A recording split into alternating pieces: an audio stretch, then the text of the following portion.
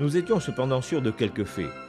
La continuité tissulaire, l'existence de structures basiques de type vacuolaire et l'existence aussi d'un mécanisme d'amortissage permettant l'interdépendance des organes.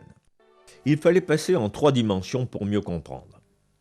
À ce moment-là, les images de synthèse nous ont bien permis de progresser. Elles ont été traitées par le principe d'introduction dans un système déformable continu de 2 frontières rigides, l'une externe, fixe, et l'autre interne, totalement mobile. On introduisit une architecture réticulée à mailles losangiques incluant les microvacuoles sur cette amerture en recherchant la répartition fractale.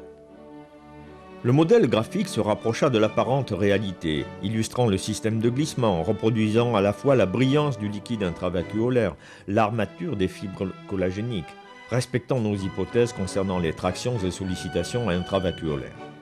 Mais cette réponse schématique à l'explication du glissement tendineux mettait en exergue l'interdépendance des mouvements des tendons entre eux et, par l'introduction d'autres organes, ouvrait ce système à un mode de répartition plus dense, plus généralisé à l'organisme. Je percevais alors la globalité de ce système collagénique multimicrovacuolaire.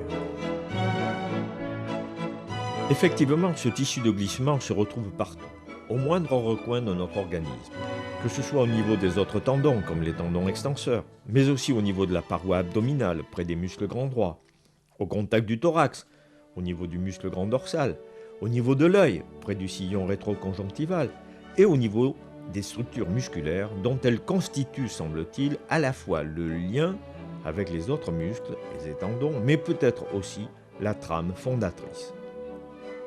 Même des structures appelées à peu de mobilité, telles que le nerf et le périoste, sont constituées de ce système tissulaire fibrillaire, mais avec bien sûr des différences de constitution dans la trame et dans la taille. Cette apparente organisation globalisante, véritable charpente mésoscopique de la matière vivante, incitait à une perception plus holistique.